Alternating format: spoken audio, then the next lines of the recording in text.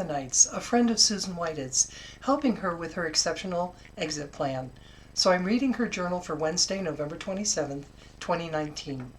My 7-year-old Mika and I have been having quite the day.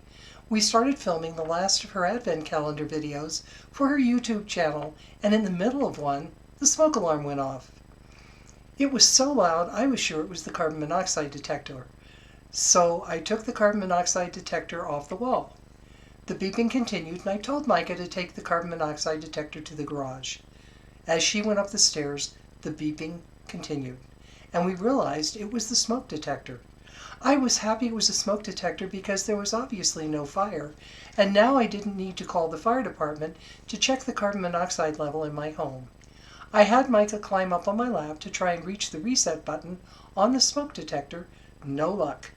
I had Mika climb on our 2-foot stepladder to try and reach the reset button. No luck. I had Mika climb on our 4-foot stepladder to try to reach the reset button on the smoke detector. Success!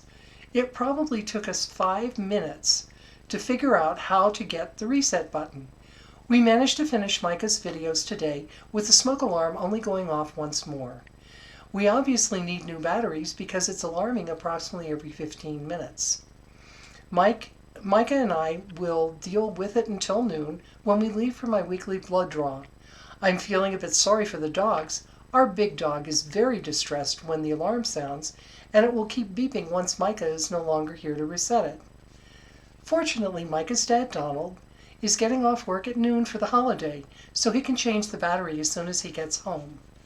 I called him to give him the heads up so he doesn't walk into a crazy house wondering what's going on. I connected with the genetic counselor yesterday to get the results from my abnormal genes test.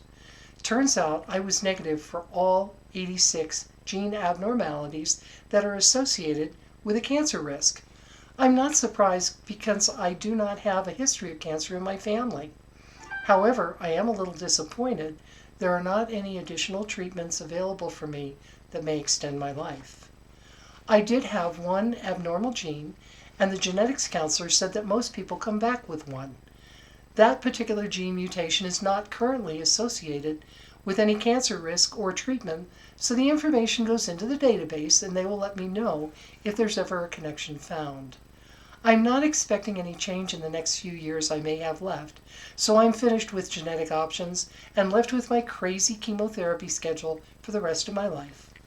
I lucked out with my chemotherapy schedule because my rest week is this week, and after my blood draw this afternoon, I do not need to think about cancer until Wednesday of next week.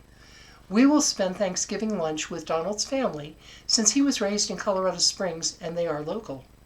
This will be the first family Thanksgiving I will attend for a few years because I was too sick to go, and Mika and Don missed it last year because Mika had a stomach virus. May I make it 20 more years. My piece of advice to you is do what you can. I took the genetics test because I did not want to limit my options. If I had been home alone when the smoke detector went off, I would have either ignored, not likely, the blaring above my head, or braved the cold, hopped on a bus to downtown, and had a bowl of French onion soup. Soup sounds good to me.